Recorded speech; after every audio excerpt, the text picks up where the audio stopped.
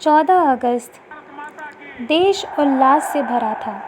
चेहरों पर मुस्कान लिए आज़ादी का जश्न मनाने को तैयार। और क्यों ना हो, बरसों की गुलामी के बाद अब भारत आज़ाद होने जा रहा था। चारों तरफ गांधी के नारे लग रहे थे, भारत माता की जय के नारे गूंज रहे थे। देखा जाए तो शतकों बाद एक नए भारत का निर्माण हो रहा था, आज़ाद भारत का निर्माण हो रहा था, जहां धरती के हर कण कण से हर्ष और उल्लास के ढेरों गीत सुनाई दे रहे थे। आकाश में सुनहरे रंग की किरणें आंखों को ठंडक पहुंचा रही थीं। 14 अगस्त रात के 11:55 पर नेहरू स्वतंत्र भारत के ऐलान के लिए अपना भाषण पढ़ रहे थे, लेकिन उनके मन में स्वतंत्र भारत की खुशी नहीं थी।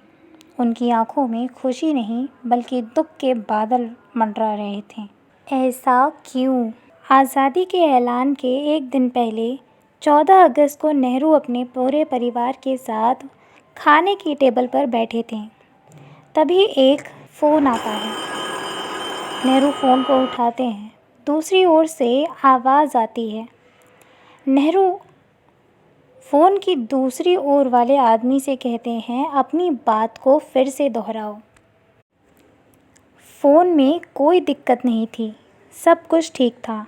आवाज़ बहुत साफ आ रही थी, पर ऐसा लग रहा था कि नेहरू वो बात सुनना ही नहीं चाहते थे।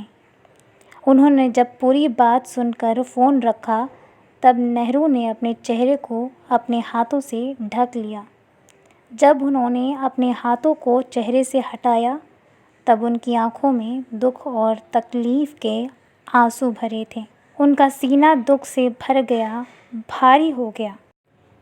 स्वतंत्र भारत के ऐलान से पहले ही भारत की ये धरती 2 हिस्सों में बँट गई थी, हिंदुस्तान और पाकिस्तान।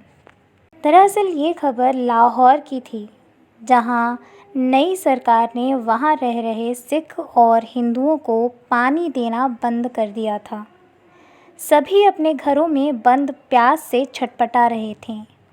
जब भी बच्चे, बूढ़े या महिलाएं अपनी प्यास को बुझाने के लिए घरों से बाहर निकलते, उन्हें देखते ही गोली मार दी जाती। ऐसी खबर सुनने के बाद नेहरू ने अपनी बेटी इंदिरा से कहा, मैं ये सब सुनने के बाद कैसे आज़ादी की खुशी मनाऊं? कैसे मैं अपना भाषण दूं? कैसे मैं ये जताऊं कि स्वतंत्र भारत पर मैं बहुत खुश हूं, जबकि मैं ये जानता हूं कि मेरे खूबसूरत लाहौर में आग जल रही है। इंदिरा ने अपने पिता को दिलासा देते हुए कहा कि आप अपने भाषण पर ध्यान दें। नेहरू ने अपना भाषण तो दिया, लेकिन उन्होंने भाषण में 4 लाइनें और जोड़ ली, जिसमें उन्होंने कहा कि वो लोग जो राजनीतिक सीमाओं की वजह से हमसे अलग-थलग हो गए हैं, वो लोग आज भी हमारा ही हिस्सा हैं और हमेशा रहेंगे। नेहरू ने अपना भाषण तो पूरा कर लिया, लेकिन नेहरू के मन में चिंता थी उन लोगों की जो सरहद के उस पार यातनाएं सहन कर रहे थे। रात के 12 बजे चारों तरफ शंख और नगाड़े बजने लगे। सभी आज़ादी का जश्न मनाने लगे। लेकिन इस आज़ादी के जश्न के बीच ऐसे भी लोग थे जो नेहरू की ही तरह वेदना में थे।